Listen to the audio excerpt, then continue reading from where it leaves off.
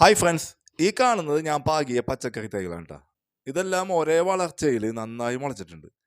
സാധാരണയായി നമ്മൾ പച്ചക്കറി വിത്ത് പാകുമ്പോൾ എല്ലാം ഒരേപോലെ മുളച്ച് കിട്ടാറില്ല. അതുകൊണ്ട് നാം പലപ്പോഴും തൈകൾ നഴ്സറിയിൽ നിന്ന് വാങ്ങിക്കുകയാണ് പതിവ് കേട്ടോ. നഴ്സറിയിൽ ഇതുപോലെ തന്നെ നമുക്കും വീട്ടിൽ സിമ്പിളായിട്ട് ഇത് മുളപ്പിച്ചെടുക്കാം. സലീം വള്ളിവട്ടം എന്ന യൂട്യൂബ് ചാനലിലെ പുതിയ വീഡിയോയിലേക്ക് എല്ലാവർക്കും സ്വാഗതം.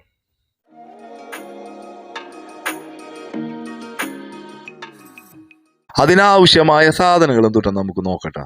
ട്രീറ്റ് ചെയ്ത ചകിരിച്ചോറ്, പിന്നെ വെർമിക്കുലേറ്റ്, പിന്നെ പെർലേറ്റും ചാണകപ്പൊടിയാണ് അതിനാവശ്യം കേട്ടോ.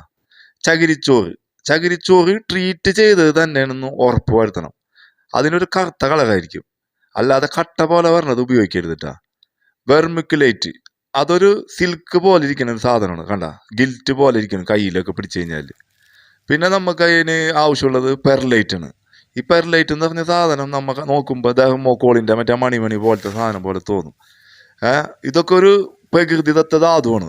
ഇത് ഉപയോഗിക്കുന്നത് എന്തിനാണെന്ന് വെച്ചിട്ടുണ്ടെങ്കിൽ മണ്ണിന് കൂടുതൽ വായു സഞ്ചാരം ഉള്ളതാക്കാനും മണ്ണിലെ ഈർപ്പം നിലനിർത്താനാണ് ഇത് ഉപയോഗിക്കുന്നത്. അതിനായി മിക്സ് ചെയ്യാൻ ഞാൻ ഒരു പാത്രം എടുത്തിട്ടുണ്ട്. ഇപ്പം ഞാൻ ഓൾറെഡി വിത്തൊക്കെ മുളപ്പിച്ചിട്ടുണ്ട്. അത് മുളച്ച് ട്രയൽ വന്നിട്ടുണ്ട്. അതുകൊണ്ട് ഞാൻ നിങ്ങൾക്ക് ഇതൊന്ന് കാണിക്കാൻ വേണ്ടിയിട്ട് ഞാൻ ഒരിനം വിത്ത് ഞാനിങ്ങനെ പാകി കാണിച്ചു തരാം. അതിൻ്റെ ഒരു പോട്ടി മിക്സ് ഞാൻ തയ്യാറാക്കണതും കാണിച്ചു തരാം കേട്ടോ. പോട്ടി മിക്സ് തയ്യാറാക്കാനായിട്ട് ഞാനിവിടെ ചകിരിച്ചോറ് 2 പിടി ഇട്ടിട്ടുണ്ട്.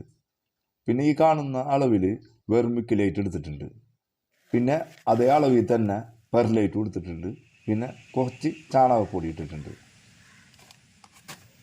ഇതെല്ലാം കൂടി നല്ലവണ്ണം മിക്സ് ചെയ്ത് കൊടുക്കുക. അപ്പോൾ ട്രീറ്റ് ചെയ്ത ചകിരിച്ചോറ് അതിൻ്റെ പേരിൽ അതിന് ചെറുതായിട്ട് നനവുണ്ടാവും. അതുകൊണ്ട് ഞാൻ അതിൽ എക്സ്ട്രാ വെള്ളമൊന്നും ആഡ് ചെയ്തിട്ടില്ല. നിങ്ങൾ ഇത് എടുക്കുമ്പോൾ ചെറുതായിട്ട് നനവില്ല എന്നുണ്ടെങ്കിൽ കുറച്ച് വെള്ളം ഒഴിച്ചിട്ടൊന്ന് കുതിർത്തണം. എന്നിട്ട് നല്ലവണ്ണം ഒന്ന് മിക്സ് ചെയ്തിട്ട് ഒരു പുട്ടുപൊടിയുടെ അളവിൽ നമുക്ക് കിട്ടണം. അതിൻ്റെ ഒരു പിടി പോലെ ആക്കുമ്പോൾ ഒരു പുട്ടുപൊടിയുടെ അളവിൽ കിട്ടണം. അതിനായി ഞാനിവിടെ ഒരു ട്രേ എടുത്തിട്ടുണ്ട്.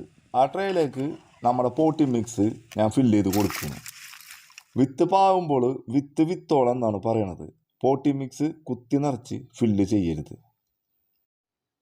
ഈ കാണുന്ന ചതുരപ്പയറിൻ്റെ വിത്ത് ഞാൻ ആദ്യമായാണ് ചതുരപ്പയറിൻ്റെ വിത്ത് മുളപ്പിക്കുന്നത് കേട്ടോ.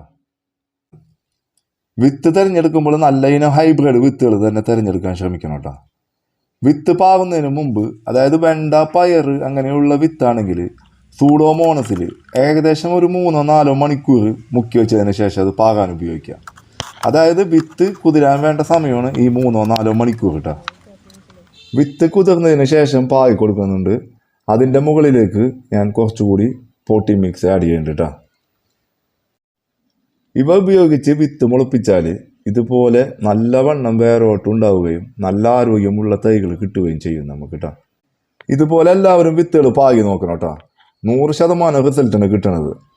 പിന്നെ വീഡിയോ ഇഷ്ടപ്പെട്ടാൽ സബ്സ്ക്രൈബ് ചെയ്യാനും സപ്പോർട്ട് ചെയ്യാനും മറക്കരുത്. ഇതുപോലെ ഉപകാരപ്രദമായ വീഡിയോയുമായി നമുക്ക് വീണ്ടും കാണാം.